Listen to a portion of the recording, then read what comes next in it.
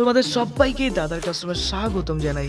এই ভিডিওতে class 8-এর third summative test অর্থাৎ ফাইনাল পরীক্ষার ইংলিশের একটি সাজেশন ভিত্তিক প্রশ্নপত্র সম্পূর্ণ উত্তর আলোচনা করব। তোমাদের ক্লাসের সব সাবজেক্টের বই ভিত্তিক সাজেশন দেওয়া হয়েছে, অবশ্যই সেই সাজেশনগুলো ফলো করো এবং একটা ভালো পরীক্ষা দাও। দেখো, তোমাদের সুবিধার্থে আমি একটা প্লেলিস্ট বানিয়ে দিয়েছি, প্লেলিস্টে যাও, সবগুলো ভিডিও ওখানে আছে।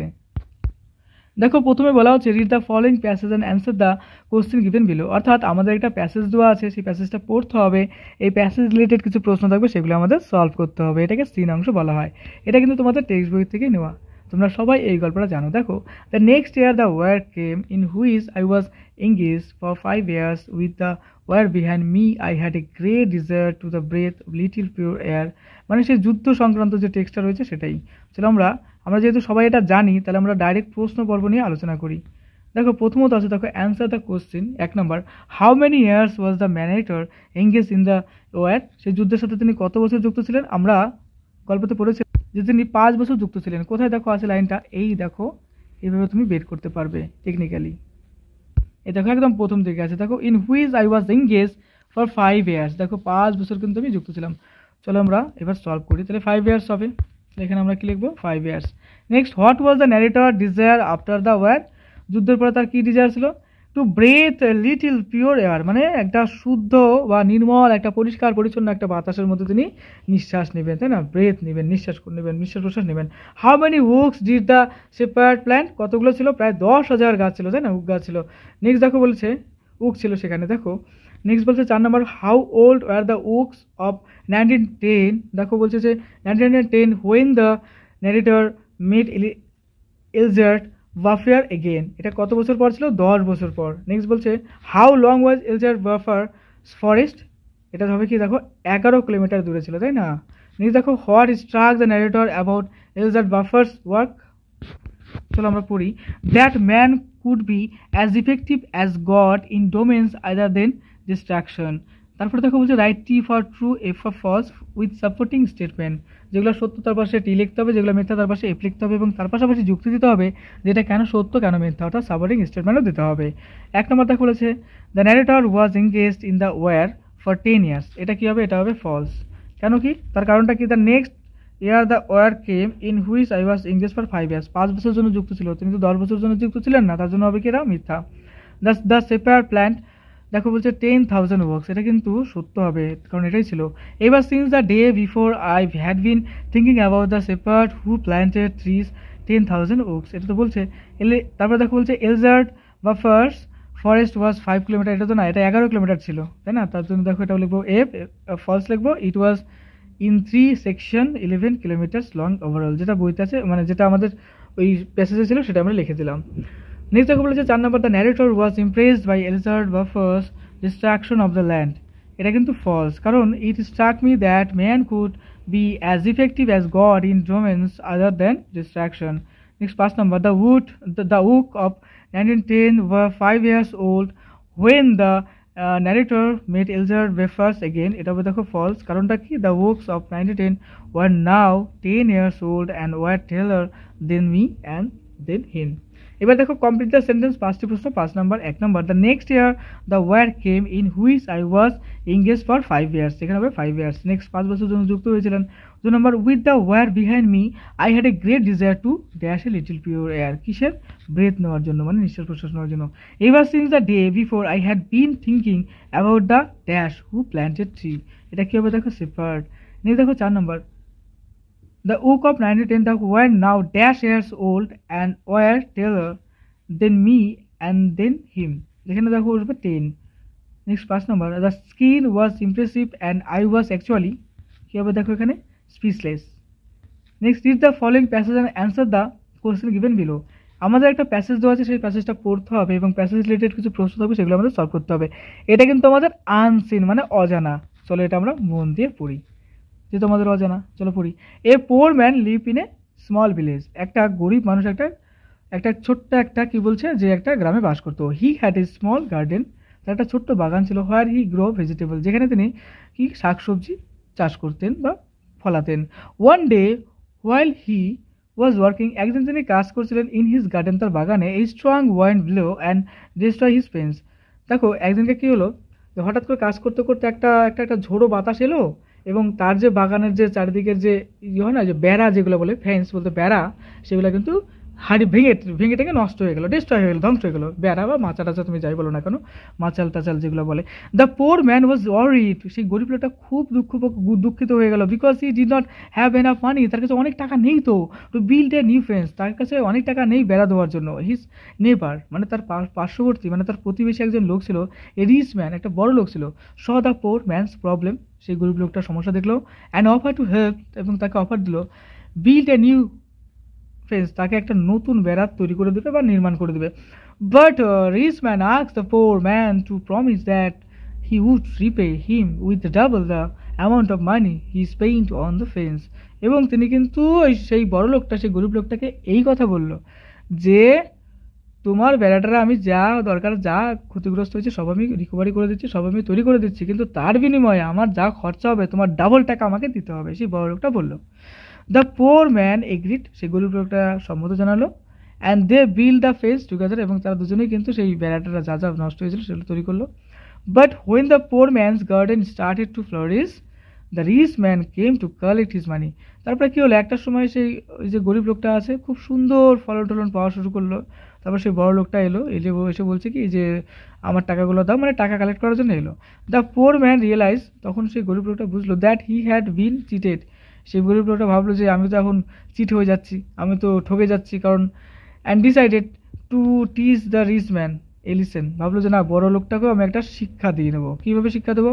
হি give the rich man double the amount of seeds, বললো যে ঠিক আছে, তোমাকে আমি যেহেতু ডাবলের কথা বলছি তাহলে ডাবলই দেবো, কিন্তু সেটা আমি সিড বলতে তাও আমি কিছু দেবো, ওই যে বীজ যেটা আছে সিডস, সেই সিডস বা কিছু ফসল সেটা আমি ডাবল তোমাকে দিয়ে দিচ্ছি। হি হ্যাড প্ল্যান্টেড, যেটা তুমি আমাকে চাষ করার সময় দিয়েছিলে তার ডবল আমি তোমাকে দিচ্ছি, তুমি আমাকে যে পরিমাণ বীজ দিয়েছিলে সেই বীজের ডাবল, অর্থাৎ ওই যে বেচন বলে না, বেচন বীজ বীজ বীজ, সেই বীজ ডাবল বীজ আমি তোমাকে দিয়ে দেবো। ইনস্টিড অফ মানি, তো মানির বদলে। The rich man was angry, সেই বড় লোকটা খেপে গেল। But the poor man told him, কিন্তু গরিব লোকটা বললো that he had kept his promise, সে তার প্রতিজ্ঞা রক্ষা করছে, প্রমিসটা রক্ষা করছে। আমাদের টোটাল অ্যানালাইসিস করা হয়ে গেল, এবার আমরা চলো প্রশ্ন সলভ করি। অ্যান্সার দ্য ফলোইং কোশ্চেন, 5টা প্রশ্ন। 5 number, 1 number, what destroy the poor man's fence, সেই গরিব লোকটার যে বেড়াগুলো ছিল সেটা কীভাবে ক্ষতিগ্রস্ত হয়েছিল, কার মাধ্যমে ক্ষতিগ্রস্ত হয়েছিল? আমরা জানি যে ঝড় এসেছিল, তাই না? তো লিখবো এ স্ট্রং ওয়াইন্ড, একটা ঝোড়ো বাতাস এসে ধ্বংস করে দিয়ে গেছিলো। 2 number, who help the poor man build a new fence, কে সাহায্য করেছিল? দ্য রিচ ম্যান, সেই বড় লোকটা। নেক্সট দেখো 3 number, what did the poor man give the rich man instead of money, সে কী বলেছিল যে মানির বদলে সে কী দিতে চেয়েছিল? দেখো double amount of seed, double amount of seeds he had planted, মানে যতটা পরিমাণ সে বীজ লাগিয়েছে তার ডবল বীজ তাকে দিবে, এই কথা বলেছিল। 4 number, what did the poor man teach the rich man a lesson about, সেই গরিব লোকটা বড় লোকটাকে কীভাবে একটা লিসেন দিতে চেয়েছিল? দেখো লিখবো, the importance of keeping promises, মানে যে প্রতিজ্ঞা রয়েছে সেই প্রতিজ্ঞার গুরুত্বটা কত সেটা বোঝানোর জন্য সেটা বলেছিল। Did the poor man keep his promise to the rich man, তোমার কি মনে হয় যে এই তার প্রমিস দেখেছিল? ইয়েস, মনে হয়, কারণ গরিব লোকটা তো সেই প্রমিসটা রেখেছিল, কিন্তু অন্য লেভেলের টাকার বদলে অন্য দিচ্ছে, সেটা একটা কেমন ব্যাপার হয়ে যাচ্ছে। Write T for true, F for false, মানে যেগুলো সত্য তার পাশে টি লিখতে হবে, যেগুলো মিথ্যা তার পাশে এফ লিখতে হবে। 1 number, the poor man's fence was destroy by a flood, বন্যার মাধ্যমে ধ্বংস হয়েছিল তার বেড়াগুলো? না, স্টর্মের জন্য না, তাহলে আমরা কি লিখবো? এটা মিথ্যা, অর্থাৎ F. Next, the rich man help the poor man build a new fence without asking for anything in return, সেই বড় লোকটা কোনো রকম শর্ত ছাড়াই, কোনো রকম আশা ছাড়াই কী করেছিল? গরিব লোকটার বেড়া তৈরি করে দিয়েছিল। এটা কি ঠিক? না, এটা তো ভুল, কিন্তু শর্ত করেছিল ডাবল দিতে হবে, তাই না? তাহলে ফলস হবে। নেক্সট দেখো 3 number, the poor man promise to prepay the rich man with double the amount of money he spend on the fence, মানে গরিব লোকটার ক্ষেত্রে কি বলা হচ্ছিল যে বড় লোকটা এসে বলছিল গরিব লোকটাকে যে না, তুমি আমার যা খরচ হবে তার ডবল টাকা তোমাকে দিতে হবে, এটা বলেছিল, তাই কি না? তো এটা এটা এটা এটা এটা তো সত্যি হবে, তো আমরা লিখবো পাশে টি। নেক্সট দেখো 4 number, the poor man give the rich man double the amount of money he spend on the fence, double তো টাকা দেয়নি, তাহলে এটা ফলস হবে, তো বীজ দিয়েছিল ডবল, তাই না? The poor man kept his promise to the rich man, গরিব লোকটা বড় লোকটার প্রমিস রেখেছিল, হ্যাঁ রাখছিল, কিন্তু সেটা অন্যভাবে রাখছিল, তার জন্য পাশে টি লিখতে হবে। দেখো সত্য টাইপের। কমপ্লিট দ্য সেন্টেন্স, 5টা সেন্টেন্স রয়েছে, সেটা কমপ্লিট করতে হবে। দেখো এই প্যাসেজ থেকে ইনফরমেশন নিয়ে 1 number, the poor man's fence was destroyed by a, কিসের মাধ্যমে ধ্বংস হয়েছিল? আমরা বলবো স্ট্রং ওয়াইন্ড, ঝোড়ো বাতাসে।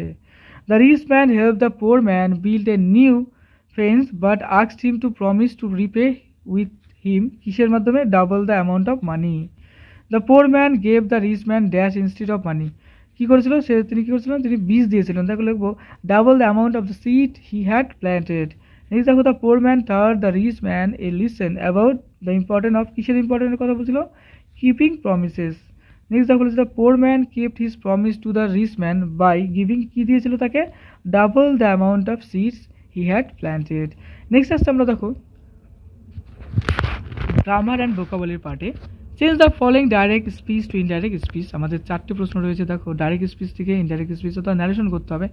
তো প্রথমত আছে দেখো I am going to the market said Rohan. Rohan বললো আমি মার্কেটে যাচ্ছি। তো এটা হবে দেখো Rohan said that he was going to the market.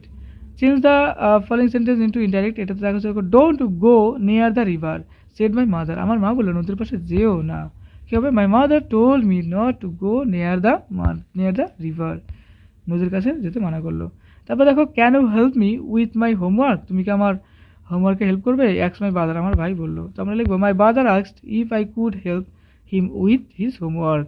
Next দেখো বলছে যে I will meet you at the park said my friend. এরপর দেখো my friend said that he would meet me at the park. Change the voice. 4টি প্রশ্ন, 4 number. 1 number the teacher is teaching the student. এটা হবে দেখো the student are being taught. দেখো teaching আছে, লক্ষ্য করো দেখো এখানে আইএনজি আছে, তার জন্য এখানে কী লিখলাম? আমরা আইএনজি লিখলাম এবং তার সঙ্গে একটা বিং। আর দেখো বি আর তার সঙ্গে আইএনজি অর্থাৎ বিং আমরা অ্যাড করে দিলাম। কেন? এখানে আইএনজি আছে দেখে। The student are being taught by the teacher. Next প্রশ্ন দেখো change the following sentence into passive voice.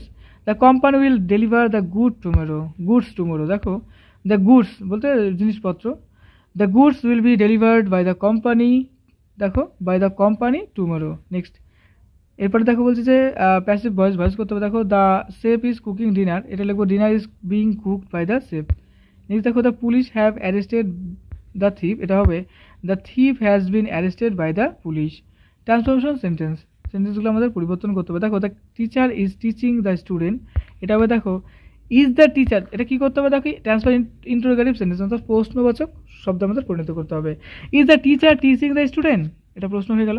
Next I am going to the market, এটা নেগেটিভ বাক্যে করতে হবে, তাহলে লিখবো I am not going to the market. Next দেখো the chef is cooking dinner, এটা প্যাসিভ সেন্টেন্স করতে হবে। Dinner is being cooked by the chef. Next fill in the blank with appropriate article and preposition দিয়ে পূর্ণ করতে হবে, অর্থাৎ কোনগুলো সঠিক আর্টিকেল কোনগুলো সঠিক প্রিপোজিশন সেগুলো শূন্যস্থানে বসাতে হবে। 1 number the book is dash the table, কী হবে? On the table.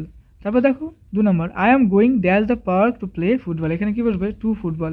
The picture is hanging dash the wall, এখানে কী হবে? অন দ্য ওয়াল হবে। I am reading a book about history, তাই না? তারপর দেখো বলছে dash mountain are very beautiful, এখানে কী বসবে? দ্য মাউন্টেন বসবে। এবার হচ্ছে দেখো রাইটিং স্কিলের মধ্যে write a letter to your friend about the benefits of reading story book, বই পড়ার গুরুত্বগুলো কী কী সেই ব্যাপারে তোমার বন্ধুকে একটা চিঠি লিখতে হবে। দেখো লিখলাম dear Shubham, I hope this letter find you well, আমার মনে হয় তুমি খুব ভালো আছো। I want to share with you the benefits of reading story book, বই পড়ার গুরুত্ব সম্পর্কে আমি তোমাকে জানাবো। Reading story book can transport us to new world, spark our imagination and help us develop empathy and understanding. আমাদের নতুন বই পড়লে আমাদের অনেক কিছু ডেভেলপ হতে পারে। It can also improve our language skill, আমাদের ভাষার স্কিল বাড়াতে পারে, মেমোরি বাড়াতে পারে অ্যান্ড কনসেন্ট্রেশন বাড়াতে পারে। মোর over reading can be great stress reliever and help us relax, আমাদের কিন্তু বেশ মানসিক শান্তিতেও থাকি, তাই না বই পড়লে পারে। I highly recommended reading story book regularly, trust me, আমি তোমাকে রিকমেন্ড করবো যে তুমি রেগুলার বই পড়ো, আমাকে বিশ্বাস করে তুমি বই পড়তে পারো। You would not regret it, তুমি এর জন্য আফসোস কিছু হবে না। Let discuss our favourite books শুন, তারপর আমরা নিজেদের যে বইগুলো আছে সেগুলো নিজেরা আমরা ডিসকাস করবো কোনটা ভালো। তারপর দেখো বলছে write a paragraph duties of student, স্টুডেন্টদের কর্তব্য, ছাত্রদের কর্তব্য সংক্রান্ত একটি আমাদের প্যারাগ্রাফ লিখতে হবে। ডিউটিস অফ স্টুডেন্ট নাম দিলাম। দেখো as a student one has numerous duties to fulfil, আমাদের প্রত্যেকের কিন্তু ছাত্রদের অনেক দায়িত্ববোধ থাকে, তাই না? Firstly attending classes regularly and participating in discussion is essential, মানে আমাদের ক্লাসগুলো রেগুলার অ্যাটেন্ড করতে হবে এবং সেখানে যে ক্লাসগুলো হচ্ছে সেগুলো নিয়মিত করতে হবে, বিভিন্ন আলোচনা সভা, তাই না? Students must also complete their assignment and project on time. ছাত্ররা অবশ্যই তাদের অ্যাসাইনমেন্ট এবং প্রজেক্টগুলো সময় মতো পরিপূর্ণ করবে এবং জমা দেবে, তাই না? কমপ্লিট করবে। Additionally they should respect their teacher, এবং তারা তাদের শিক্ষক মহাশয়কে সম্মান করবে। And follow their rules and regulation, এবং তাদের যে নিয়মাবলী আছে সেগুলো মানবে। অফ দ্য ইনস্টিটিউশন, অর্থাৎ যে ইনস্টিটিউশন আছে, অর্থাৎ যে স্কুলে আছে সেই স্কুলের নিয়মগুলো অবশ্যই মানবে। Moreover students should take care of their physical and mental health by the engaging in extra curricular activity and maintaining a balance lifestyle, এবং সঙ্গে সঙ্গে বিভিন্ন টাইপের যে এক্সট্রা কারিকুলার হয় না, খেলাধুলা বা অন্যান্য কোনো বিষয়গুলো সেটাতে অংশগ্রহণ করবে এবং সব ব্যাপারে শারীরিক মানসিক সব ব্যাপারে সে সুস্থ থাকবে। By fulfilling this duties student can achieve academic success. এইভাবে যদি কোনো একটা স্টুডেন্ট চলে সে অবশ্যই জীবনে সাকসেস পাবে। এই ছিল আমাদের একটা সাজেশন ভিত্তিক প্রশ্নপত্র নিয়ে আলোচনা। দাদার ক্লাস নতুন হলে অবশ্যই সাবস্ক্রাইব করে দিও, আর এই ভিডিওটাও তোমার বন্ধু বান্ধবীদের মধ্যে পারলে শেয়ার করে দিও। তোমার পরীক্ষা অনেক অনেক ভালো হোক। পরীক্ষার জন্য তোমাকে জানাই বেস্ট অফ লাক। খুব ভালো থেকো।